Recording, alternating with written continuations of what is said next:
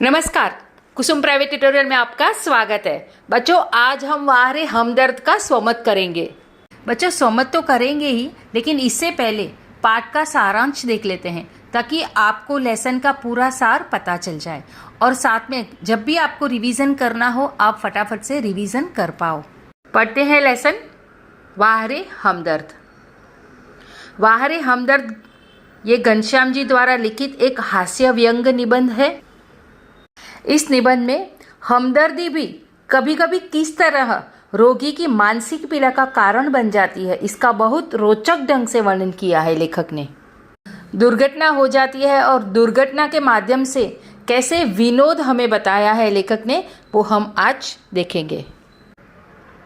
लेखक साइकिल पर सवार होकर घर की ओर बढ़ रहे थे। उस वक्त सामने आने वाली कार से वे टकरा गए, जिसके कारण उनकी एक टांग टूट गई और उन्हें अस्पताल में भर्ती होना पड़ा। लेखक के साथ हुई दुर्घटना से उनके संबंधी एवं हमदर्द परेशान हुए और वे एक एक करके अस्पताल में आने लगे। उनके अस्पताल में आने के कारण लेखक को एक से बढ़कर एक परेशानियों का सामना करना पड़ा। इस कारण लेखक का आराम हराम हो गया। सोनबाई अपने 4 बच्चों के साथ अस्पताल पहुंची। उसके बच्चे वहां खेलने लगे।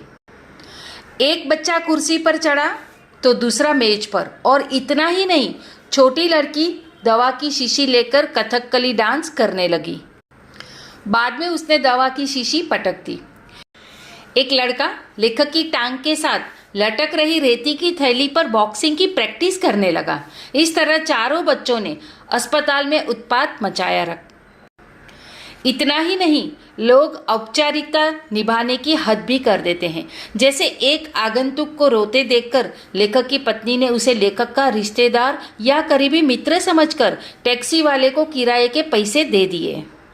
और एक कवि थे जिनका नाम था लपकानंद। उस कवि के विषय में लेखक ने यह बात बताई कि जब भी वह कविता शुरू करते रुकने का नाम ही नहीं लेते थे, जिसे लेखक परेशान हो गए। इस प्रकार लेखक से अपनी एक टांग टूटने का उतना दुख नहीं हुआ जितना उन्हें अस्पताल में मिलने आने वाले लोगों से हुआ। अंत में थककर हार कर लेखक ईश्वर से प्रार्थना करते हैं कि यदि हे ईश्वर उसकी दूसरी टांग तोड़नी हो तो जरूर तोड़ देना, परंतु उस जगह तोड़ना जहां कोई परिचित ना हो, क्योंकि बड़े बेदर्द होते हैं हमदर्दी जताने वाले। बच्चों, यहाँ पर जो हमारे लेसन का सार था वो कंप्लीट हो गया है। आगे हम स्वमत पढ़ेंगे। देखो बच्चों, इससे पहले मैंने 10th स्टैंडर्ड के मराठी के जितने भी लेसन हैं, जितने भी पोएम्स हैं, उन सबका वीडियो मैंने अपलोड किया हुआ है। आपको जो भी लेसन चाहिए वो आप प्लेलिस्ट में जाओगे तो 10th का 9th का ऐसे मैंने सारे फोल्डर्स अलग किए हुए हैं। तो आपको फोल्डर के माध्यम से आपको जो भी लेसन चाहिए वो लेसन आप अच्छे से देख सकते हो। स्वमत है, मरीज से मिलने जाते समय कौन कौन सी सावधानियां बरतनी चाहिए ये लिखिए। तो बच्चों, जब हम अस्पताल में जाते हैं मरीज को मिलने के लिए, तभी हमें कौन सी चीज़ों का ध्यान रखना होगा, बस वही आपको आंसर लिखना है। तो बताती हूँ कि इसको हम कैसे लिखते हैं। मरीज से मिलने जाते समय कुछ सावधानियां बरतनी अत्यंत आवश्यक है। जैसे अस्पताल में तय किए हुए समय पर ही हमें मरीज से मिलने जाना चाहिए और ज़्यादा देर तक नहीं बैठना चाहिए। जोर जोर से बातें भी नहीं करनी चाहिए। बच्चों को अपने साथ न ले जाएं। अस्पताल में अपने मोबाइल फ़ोन को साइलेंट मोड पर रखना चाहिए।